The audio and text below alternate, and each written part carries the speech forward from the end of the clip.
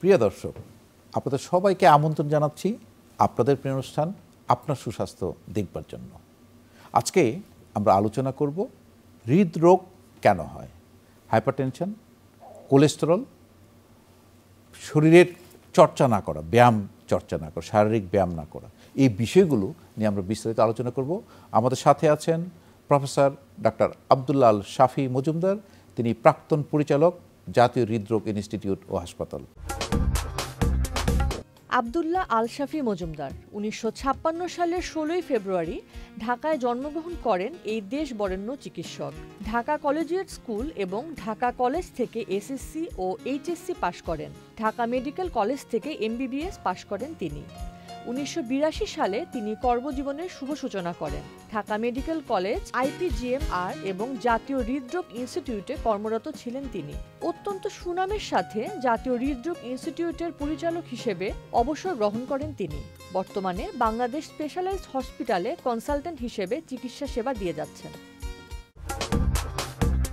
Sir, প্রথমে আমরা বিষয়টি যেভাবে নির্ধারণ করেছি যে হৃদরোগ তো স্যার অনেক কিছু, হার্ট অ্যাটাক, আপনি আইএসডি বলতে পারেন, যে ইসকেমিক হার্ট ডিজিজ, বিভিন্ন ধরনের হৃদরোগ বা কনজেনিটাল হার্ট ডিজিজ বাচ্চাদের হয়।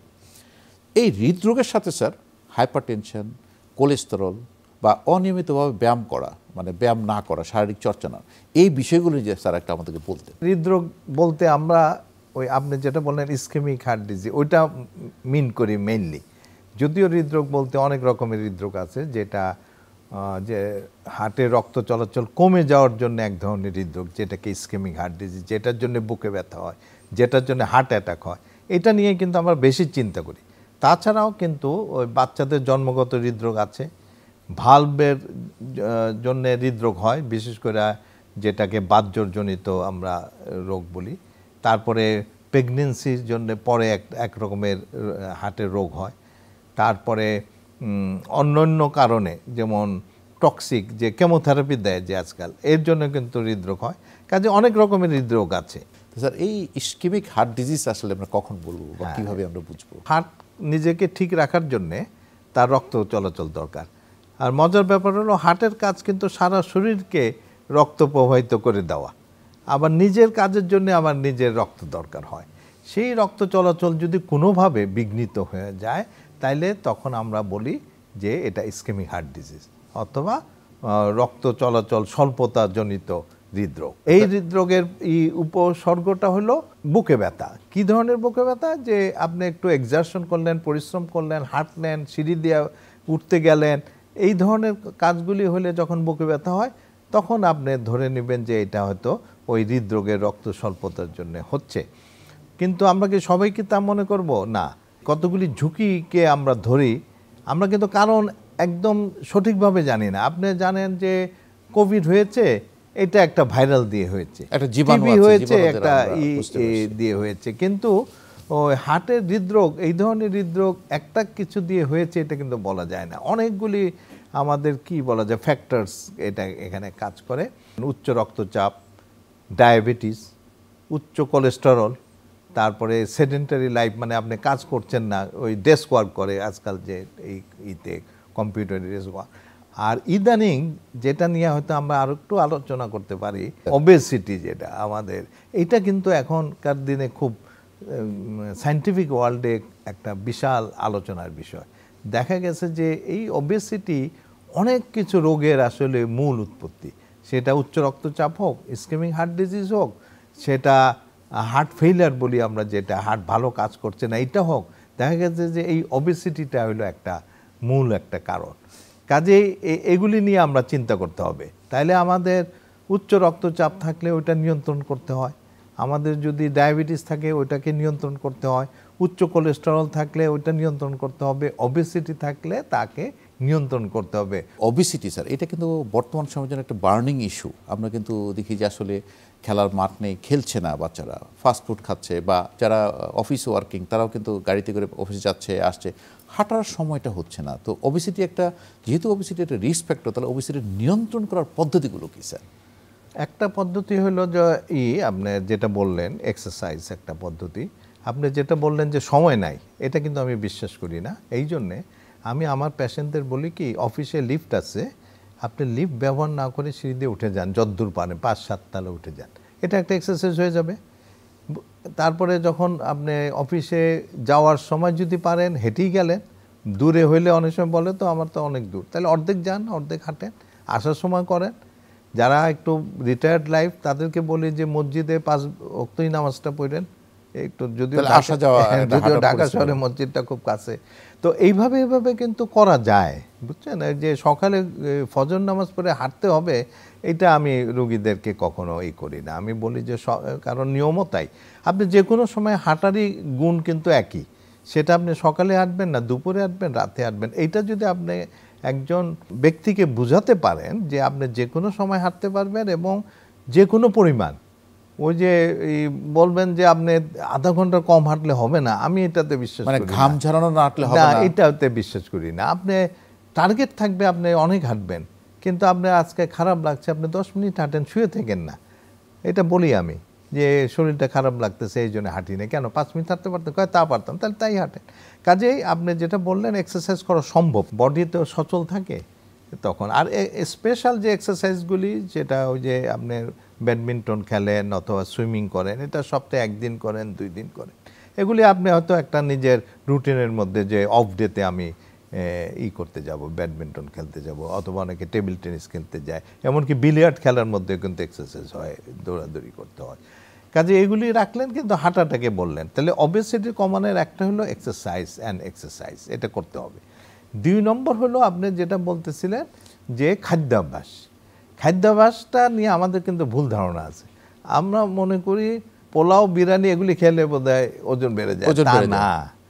ওজন বাড়ে হলো কার্বোহাইড্রেট বলতে কি, আমাদের ভাত, চিনি, মিষ্টি, এগুলি হলো কার্বোহাইড্রেট, এগুলি হলো ওজন বাড়ায়। অ্যাবজর্ব হয়ে যে অতিরিক্ত ক্যালোরিটা ফ্যাট হিসাবে তখন কনভার্ট হয়, আর ফ্যাট কিন্তু অ্যাবজর্ব হয় খুব কম। কাজেই অনেকে মনে করে যে ও তো রোজ বিরিয়ানি খায় এই জন্য মোটা হয়ে যাচ্ছে।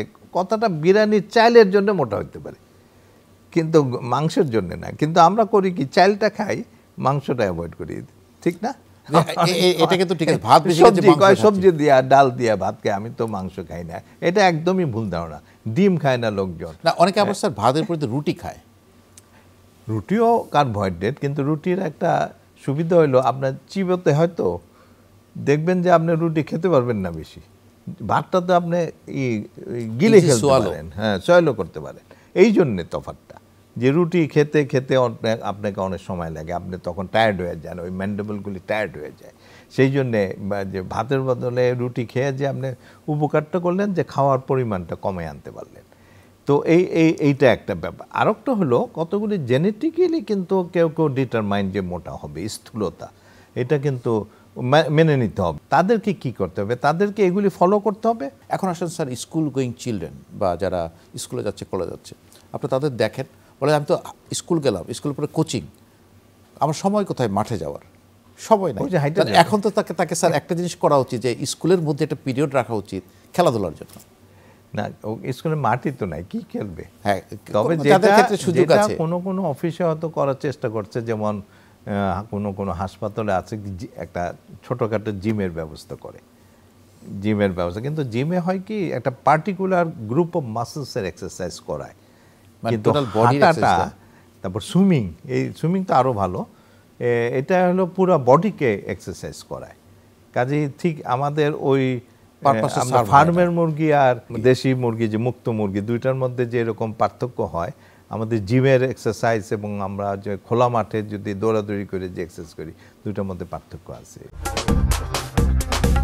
হাইপারটেনশন থেকে যে হৃদরোগ হয়, হ্যাঁ, এইটা দেখেন, এই বছরই আমাদের বৈজ্ঞানিক একটা গাইডলাইন বের হয়েছে, তাতে দেখা যাচ্ছে যে আমরা যেটাকে নর্মাল মনে করি 120-80, এটা মনে রাখবেন, 120-80, 130-80-র উপরে গেলে আমরা বলি যে উচ্চ রক্তচাপ, কিন্তু আইডিয়াল হলো 120-80 রাখতে হবে।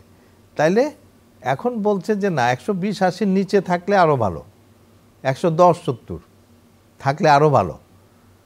তার মানে এগুলি কিসের থেকে আসছে? কথাগুলি আসছে অনেক হাজার লোকের ডাটা নিয়ে আসা হয়েছে ওভার দি ইয়ার্স। মানে এই ডাটাগুলিকে ফলো করা হয়েছে 6, 7, 8 বছর ধরে একটা লোককে, যে তার যদি 20 আর 70 থাকে তার কি অবস্থা, যার 130, বুঝছেন? এইভাবে কেউ এটা খুব সোজা কাজ না। এটা করতে করতে দেখা গেছে যে আমাদের প্রেশার যত কমে রাখা যায় তত ভালো। এটা মাথায় রাখতে হবে। কাজে ওই যে আপনি বললেন যে কোনো মানে রুগী বা ব্যক্তি এসে বলে আমার তো প্রেশারটা ভালো, আপনি কিন্তু খুশি হবেন না, আমরা খুশি হব না। আমরা বলবো যে কত মানে কত কম আপনার আছে। হ্যাঁ, বেশি কমতে গেলে মানুষের কিছুটা আবার অসুবিধা লাগে, একটু দাঁড়াইতে অসুবিধা হয়, হয়তো মাথা ঘুরে পড়ে গেলে ওইটুক পর্যন্ত আমাকে যাইতে হবে। মানে তাকে তো আর আমরা মাথা ঘুরিয়ে পড়ে যেতে দিব না, তার আগ পর্যন্ত যতদূর কমানো যায় অতদূর পর্যন্ত কমায় রাখতে হবে। কমায় রাখলে অনেক অনেক বেনিফিট। তো সেক্ষেত্রে স্যার একটা প্রশ্ন চলে আসে, অনেক রুগী এসে বলে যে আমার তো লো প্রেশার, আমার লো প্রেশার। আসলে স্যার লো প্রেশারটা আমরা আসলে না, লো প্রেশার বলে শব্দ আপনি জানেন যে ডাক্তারি শাস্ত্রে লো প্রেশার বলে কোনো শব্দ নাই, খালি একটা রোগের ব্যাপারে আছে, অ্যাডিসনস ডিজিজে লো প্রেশার বলে, এছাড়া লো প্রেশার বলে কোনো শব্দ নাই। আমাদের কোনো উপসর্গ হচ্ছে কিনা এটা ইম্পর্টেন্ট। যে আমার কারো হয়তো দেখা গেল 130-70 একটা উপসর্গ, তখন কিন্তু আমরা চাইবো যে না আর একটু তাকে বাড়িয়ে দিয়ে রাখা। যে বাড়িয়ে দিলে যদি ওই উপসর্গ চলে যায় তখন বুঝবো যে না এত নিচে নামানো যাবে না, কিন্তু আমাদের নিচে নামিয়ে যেতে হবে। কাজে উচ্চ রক্তচাপ একটা খুব খারাপ একটা রিস্ক ফ্যাক্টর, হার্টের কারণ, কিডনির কারণ, চোখের কারণ। যেই যেই জায়গায় রক্তনালী সরবরাহ আছে এই রক্তনালীর উপরে উচ্চ রক্তচাপটা কাজ করে। খালি হার্টের উপরে, যে হার্টের রক্তনালী না, যে কোনো জায়গায় আমাদের তো সারা শরীরে। আর স্ট্রোকের কথা তো আপনি জানেনই, স্ট্রোকের একটা মৌলিক কারণ হলো উচ্চ রক্তচাপ। কাজে এই উচ্চ রক্তচাপকে আমাদের নিয়ন্ত্রণ করতে হবে। ভুল ধারণা যে হয়তো অত তো বেশি না বা আমার তো অত উপসর্গ হয় না, তাহলে বোধহয় আমরা অপেক্ষা করতে পারি। এটা কিন্তু অহরহ আমাদের চেম্বারের অভিজ্ঞতা। এটা প্রতিনিয়ত আমরা ফেস করি যে আমার প্রেশার নাই, প্রেশার ওষুধ খাবো না। আপনি প্রেশার ওষুধ দিলে প্রেশার বেশি না বলে, প্রেশার বেশি না এবং একবার খেলে সারা জীবন খেতে, এরকম ধারণা পোষণ করে। এটা তো আর একটা, আমি বলি একবার খেলে সারা দিন খেতে, এটা জানেন? কয়টা তো শুনছি। আমি কই না খেলে কি কি অসুবিধা হয় তা জানেন? তোমাকে না এটা শুনি নাই। মানে তারা সবসময় চায় যে না খেয়ে থাকার জন্য একটা, আর ওষুধটা না খেলে যে কত ক্ষতি হতে পারে ওইটা সম্বন্ধে ওনারা অতটা সচেতন থাকে না। এটাও আমি চেষ্টা করি এটা বলা যে হ্যাঁ ধরেন কথার কথা আপনার কথা মেনে নিল, আসলে কথাটা সত্যি না যে শুরু করলে বন্ধ করা যাবে না, কথাটা সত্যি না। আর যদি সত্যিও হতো তাইলেও তো বলতাম আপনি ওষুধ খান, কারণ না খেলে যা যা ক্ষতি হয় এটা যদি আমি আপনাকে পুঙ্খানুপুঙ্খভাবে বলি তাইলে আপনি আটকে উঠবেন। যে আমার সে ব্রেনের স্ট্রোক থেকে শুরু করে চোখের অন্ধত্বতে সে শুরু করে হার্ট অ্যাটাক, কিডনি ফেইলার, সব কিছুর মধ্যে এই উচ্চ রক্তচাপের একটা অশুভ প্রভাব আছে। তাইলে ওইটা আমরা নিয়ন্ত্রণ করে রাখবো না? যখনই ধরা পড়বে সেদিন থেকে আপনি নিয়ন্ত্রণ করবে, আপনাকে এটা দেখার দরকার নাই। করতে হবে আপনাকে যে হ্যাঁ তার সত্যি উচ্চ রক্তচাপ। অনেক সময় ট্রানজিয়েন্টলি বাড়ে, আমার চেম্বারে আসছে, দৌড়ে দৌড়ে আসছে, প্রেশারটা দেখলাম বেশি হতে পারে। এই জন্য আমার পারসিস্টেন্টলি বেশি থাকতে হবে। আমরা ওদিনই হয়তো আরেকবার রিডিং নেই, অথবা 7 দিন পরে 15 দিন পরে আবারও দেখি। আর আপনি জানেন যে আমাদের দেশেও এখন চলে আসছে যে এই রক্তচাপটা আমরা 24 ঘন্টা ধরে মাপার মতো যন্ত্র আছে, এটা আমাদের দেশেও আছে। কিন্তু কাজে ওইটা দিয়ে আমরা কিন্তু কনফার্ম হতে পারি। অ্যাম্বুলেটরি ব্লাড প্রেশার দিয়ে আমরা লাগিয়ে রাখলে ঘুমানো থাকা অবস্থায় কত প্রেশার এটা আমরা দেখতে পারি। এটা আজকাল বলা হয় যে এইটা দ্বারা আমরা একটা লোকের প্রেশারকে কনফার্ম করি যে ওর অ্যাভারেজ প্রেশারটা কত। এই কনফার্ম করে আমাদের এটা নিয়ন্ত্রণ করতে হবে কতটুকু, এটা আমরা ঠিক করি। স্যার আমরা অনেক সময় দেখি যে চেম্বারে রুগী আসে, প্রেশার মাপলে দেখা যায় 200/130, হ্যাঁ, কিন্তু বলে স্যার আমার তো কোনোদিন প্রেশার ছিল না, আমার কোনো খারাপও লাগছে। লাস্টে দেখা গেল তার ইকো রিপোর্টে তার ইজেকশন ফ্র্যাকশন আসলো 25%, ডাইলেটেড কার্ডিওমায়োপ্যাথি হিসেবে। স্যার এই যে এই বয়সে এত বেশি প্রেশার এবং তার সাথে হার্টের যে সমস্যাটা, এটা আসলে কারণটা কি বলে মনে করছেন? না, প্রেশার তো আপনার একটা মানে জেনেটিক্যালি ডিটারমাইন্ড জিনিস। ওই যে বললাম যে প্রেশার যে কেন হয় এটা আমরা জানি না, আমরা প্রাইমারি হাইপারটেনশন বলে শেষ করে দেই। 90% ক্ষেত্রে কোনো কারণ জানা যায় না, 10% ক্ষেত্রে কারণ জানা যায়। কাজে এটা তো যে কোনো সময় বাচ্চাদেরও হতে পারে, যে নট আনলাইকলি। তবে এটা কার্ভটা হলো যত বয়স বেশি হবে তত আপনার উচ্চ রক্তচাপ হওয়ার আশঙ্কাটা তত বাড়বে। কিন্তু তার মানে এই না যে কার্ভের নিচে যারা আছে 15 বছর 20 বছরে, এটা অত কমন না, কিন্তু হইতে পারে। যার জন্যে আমি বরাবরই বলি, একজন ডাক্তারের কাছে একজন রোগী যদি ডায়রিয়া নিয়ে আসে অথবা জ্বর নিয়ে আসে, তার প্রেশারটা মাপা উচিত। কোলেস্টেরল, যে উচ্চ কোলেস্টেরল, তো আমরা প্রায় দেখি স্যার, আপনারা যারা হার্টের রোগী তাদের ক্ষেত্রে কোলেস্টেরল ওষুধ আপনারা দিয়ে থাকেন এবং এটা লেখা থাকে চলবে, সব সময় চলবে। আসলে এইটা কতটুকু স্যার, মানে কতদিন খেতে হয় ওষুধটা, সারা জীবন খেতে হয় কিনা? এটাও কিন্তু যেখানে যেখানে রক্তনালী আছে, সে ব্রেন থেকে শুরু করে পায়ের পাতা পর্যন্ত রক্তনালীর উপরে কাজ করে। উচ্চ কোলেস্টেরলটা ওই রক্তনালীকে, ওয়ালকে নষ্ট করে ওখানে যে জমা হতে থাকে বিভিন্ন কোলেস্টেরলের সাথে অন্যান্য জিনিস জমা হতে হতে নালীটাকে বন্ধ করে দেয়। এই হলো মেকানিজম। কাজেই কোলেস্টেরলটাকে কমিয়ে রাখতে হবে। এইখানেও কিন্তু কত কমাইতে হবে না? জি, এটা কত কমাইতে হবে? আবার কার কাছে দেখা যায় নরমাল আছে, আমি আমার একটা প্রেজেন্টেশনের ভাষাটা বলি, lower is the better and the lowest is best. এটা হলো, এই আমি কিছুদিন আগে দিয়ে আসলাম ভিয়েতনামে লিপিডের উপরে, লোয়েস্ট ইজ দি বেস্ট। কত লোয়েস্ট ঠিক নাই। একটা লোকের নর্মাল কোলেস্টেরল কত, এটা কিন্তু না, আপনার একরকম হবে, আমার একরকম হবে, ওর আরেকজন যে পাশে বসে আছে ওর একরকম। মানে আমাদের অন্যান্য শারীরিক অবস্থার উপর নির্ভর করে কোলেস্টেরলের লেভেল নর্মাল না অ্যাবনর্মাল ঠিক হয়।